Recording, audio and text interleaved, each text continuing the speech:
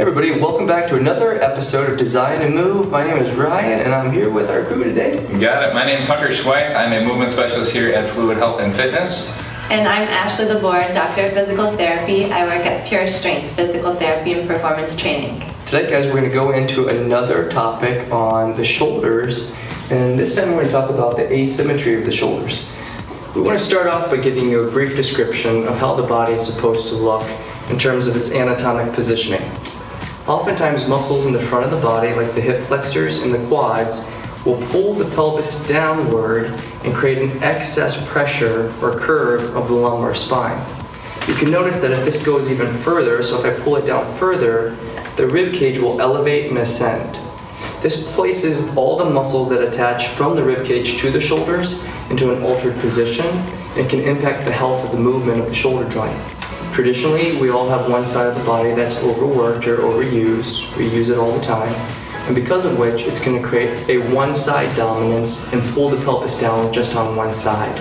So we'll see that as a tipping of the pelvis anteriorly or down towards the floor.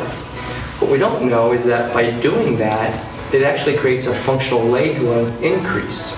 Unfortunately, the floor gets in the way of that leg, so the hip has nowhere to go but up. When that goes up, it creates a convexity, or again, a curvature of the spine that leads to an ascension of the opposite hemisphere. Now, due to which, the shoulder blade that lays on top of the rib cage on that side of the body elevates and appears to be higher than the other.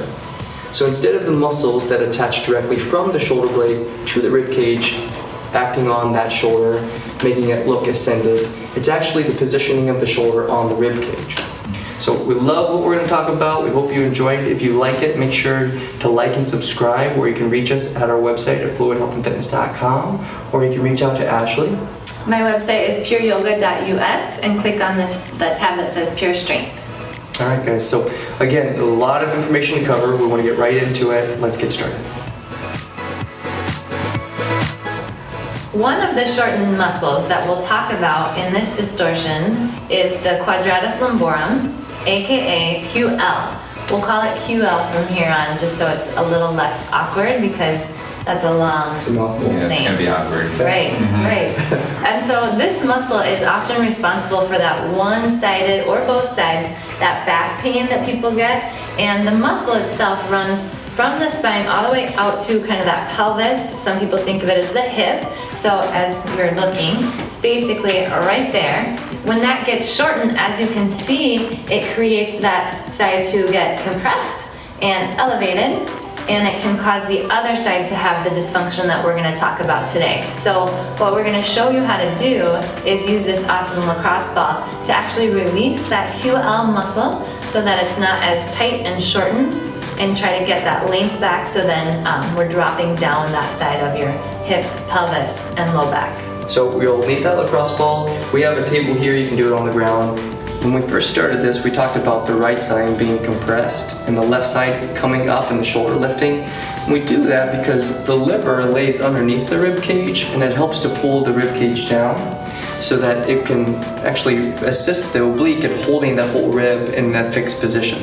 So a lot of times the left side will be ascended. That's not always the case, but it is traditionally the case. So if you're questioning and you have a partner, you can actually watch from behind, and if you watch Hunter, he's gonna breathe in deep. You're gonna watch his ribs expand, and you'll see one side will lift up higher than the other.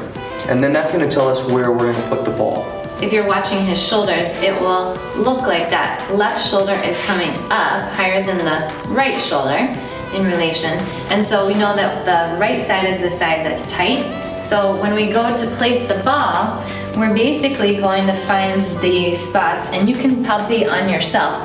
Find the spots that might be tight or tender, but it's off to the side of the spine. So you have the spine here, off to the side of the spine, on the lower portion of it, and then you're gonna place the ball here, and the orientation of this muscle goes from here out and down, kind of in a lateral fashion, and it goes towards that hip area. People often have a hard time finding it, but once you've pinpointed it, believe me, if there's some pressure there, it's going to tell you. So we're going to use that ball to start. He's going to place it behind his back and he's going to lay on the table. Now while he's in this laying position, we want to first make sure that the anchor point at the pelvis is nice and stable. So he's crossing his legs over using the tension of his hamstring to basically pull his hip under. That's going to create a nice anchor for the pelvis. And then he's going to breathe in and then breathe out. Now as he breathes out, his abdominals are actually going to pull his pelvis under, and it should intensify the pressure of the area that you're on. And if that is going on, you're probably on the QL. Okay? If you're having a hard time finding it, you can roll that ball from the side of the spine outward and go back and forth lateral to medial, and you'll pretty much find an edge. Once you're there and you find that little tender spot, put the pressure there and hold on there. Now we're going to use breathing to help to release the muscle by using the respiratory mechanics to help to pull and lengthen that muscle open. So he's going to breathe in deeply, opening the rib, arching the back. It'll take the pressure off the ball. Then he's going to breathe out deeply, imprinting his back into the ball, pulling the tailbone under, and he should feel a little bit more tension. Do you feel that? Great. So as he does this and it starts to subdue and the length of the muscle starts to let go, he can start to increase the tension by almost crunching up a little bit, bringing his rib cage off, creating again more of a cathodic or again rounding of the spine. And as he comes up, he's going to breathe out and then laterally tilt to the opposite direction. Again, we don't want to put the muscle in pain, so we don't want it to be, too intense. But you definitely want to feel some pressure, and you're definitely going to feel that, isolate that area. As you breathe out and you come back to your base, every time you come back, if you've softened that muscle, it'll start to sink in a little bit, and you know that its passive tone is increasing, you've done the job.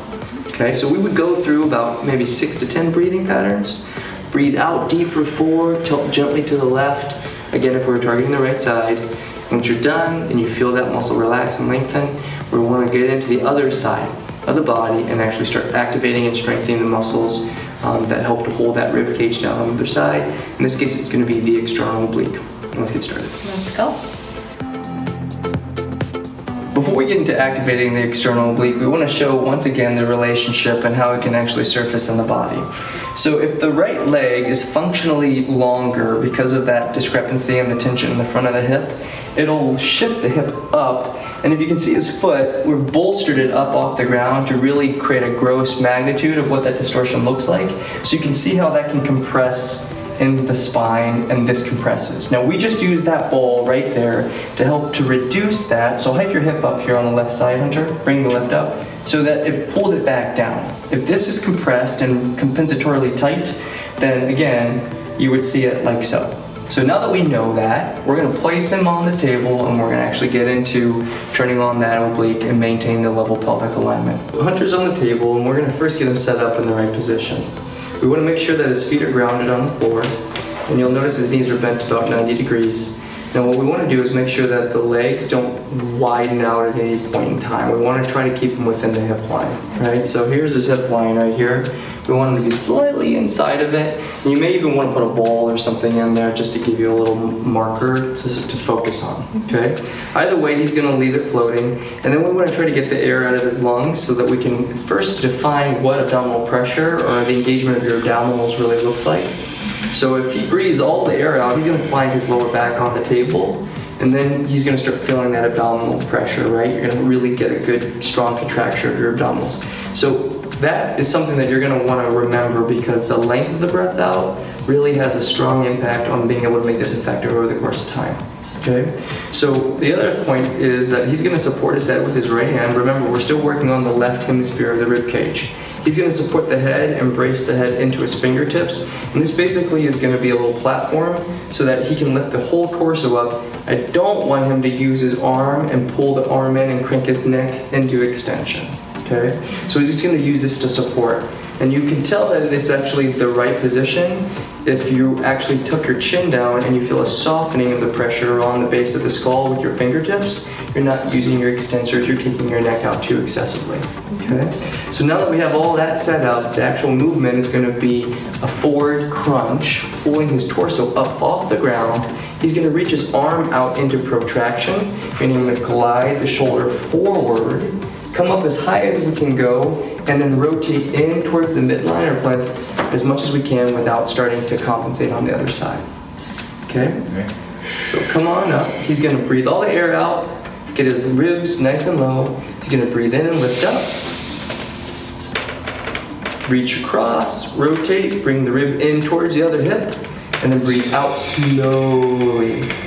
So actually, what's the deal with the breath being slow out? Why is that important? Yeah, so you want to have it nice and controlled so that you're not holding your breath, for one thing, because when you hold your breath, you create intra-abdominal pressure, and that actually creates a lot of tension around your spine and around your discs of your low back. It also helps you to get more function out of those muscles, and you're using your diaphragm to help to basically get more of the other muscles in that area kicking in and firing, and then you're kind of coordinating it with your breath to have more of a rhythm. We know that if one side is elevated, the diaphragm might be basically hyperascended, so that the rib cage position puts the ribs or the diaphragm into a state of almost a tighter contraction.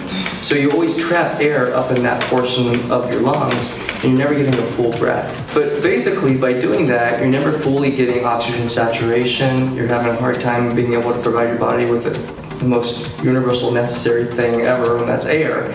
So we would do 2 sets of 20. We want to control the breathing pattern. Like Ashley said, don't brace and hold on too tight. If you have a tendency to have an under-tucked tailbone, bearing down like that can put a lot of pressure on your vertebrae and by extension lead to all sorts of bad things for your back. So we want to be nice and passive with this, and if there's back pain at all, you want to pump the brakes, probably reach out to Ashley and ask some specific questions. Okay, so we want to do 2 sets of 20, control the breath in, breathe out slowly to a count of 4, and then we're going to move into the integration. So now that we've turned down the QL and turned up the oblique, we want to feed it all into the same systems and teach the brain to cooperate with the body. And we're going to do that with a single leg balance position, coordinating our breath and our shoulder all together. So if our rib is up, the shoulder will hike up like this. We're going to want to get it down, get the shoulder blade back on the rib cage, and as it comes back into retraction, keep that rib cage in a protracted position and let it glide around. We're going to do that by getting him into a split stance with his left leg leading. The band's going to be anchored up at the ceiling, and you can do the same thing. This is about a 3-pound to 5-pound band, not a lot of tension. And you can anchor that up at maybe a door frame, tie a knot, put it up over a door, shut the door. Right? There's plenty of ways you can do it from home. And if you need one of these exercise tubes, just visit our website. And the first things first, we want to make sure that we get the hips stable, because that's what we were talking about, right? The hips distort the spine, that distorts the ribs. So make sure that the hips are stable first. Which means basically this back or right and left ilium on the back side of his hips are going to be stacked and parallel to the floor, perpendicular to his leg. We're going to make sure that there's no excessive rotation in both of his legs. So we don't want to see that knee drop in, or we don't want to see the legs roll open. So you'll see that. And oftentimes you'll see folks kick their leg back and externally rotate it so that the heel rolls in, and they try to brace on their back leg. So we don't want to see that either. The majority of the load is going to be right on that left hip. Okay? So now that we've fixed him in the right position, he's going to pull his head back over his rib cage to keep a nice neutral cervical spine. He's going to breathe out to lock that rib cage down, and then he's going to glide his scapula around the rib cage and pull his arm around. Now, if he goes too far, he's going to pull his rib with it and show him what it looks like. And he's going to start twisting through his spine. We don't want to do that. We want to try to maintain neutral, keep that nice straight plumb line, and glide the scapula around. And what you're going to look for from the front is, can I see both my hips? Are they level, one to the other? Are my shoulders nice and level? Is my head in line? And then as he's pulling back, he's not rotating. So that's that core strength. When you're doing a single arm movement, you have to engage core to help keep you in the right position as well. So everything looks super stable and great. So try to keep that soft, and try to keep all the pressure in that left hip, trying to hold that pelvis with your glute. That's going to help to keep that side of your body nice and strong and healthy as well. So remember, we're going to try to go through about 2 sets of 20 repetitions. It's a slow controlled movement. Try to initiate the movement through the shoulder and then let the arm come along for the ride and coordinate your breathing. So breathe out as you pull the arm back to lock that rib down and slowly let your arm come back up into a flexed position while maintaining again that lumbopelvic stability. Awesome. And you may start to feel it back here in these lat muscles as well, and that's an okay thing. All right, so we've done the integration. Now we want to get into a little strength movement. So let's wrap it up and we'll get to that. All right. So now we're going to put Hunter into a four-point position and reinforce everything that we've just talked about. He's going to put himself basically into a domed, basically spinal position. So what we're trying to do here again is coordinate the co-contraction of the abdominals by staying in an upright position or basically an inverted position. That's going to force his abdominals to fire, to hold his rib cage down. And now he's going to push through his arm on the left side, engaging the serratus muscle, the muscle responsible for holding the shoulder down and back. And then add his breath into the equation as he comes down and glide the arm down. So similar mechanics that we just worked on with that band behind us, but now we're going to put it into a gravity position and work the deceleration of the shoulder back into its fixed and pocketed position. This is going to help to increase the chronic tone of the muscles that help to pull that shoulder blade down and back so we can get it out of the ear and get it to lay flat the way we want it to. You'll notice again that he's breathing in as he comes up through the press, and breathing out as he sinks back down. And he's keeping his head in line with the rest of his spine, not letting that neck come forward. So he's keeping that nice and neutral, nice and slow and controlled. Soft elbow on the left, so he's not locking it out or hyperextending that elbow as well. Yeah. He's doing a really good job of keeping a somewhat neutral, lordotic, neutral spine. So when he comes down, it's like a cat-cow position you'd see in yoga. He's coming in, doming the spine, breathing in deep, getting a nice deep diaphragmatic breath, breathing out, actively engaging his abdominals and gliding the shoulder around the rib cage.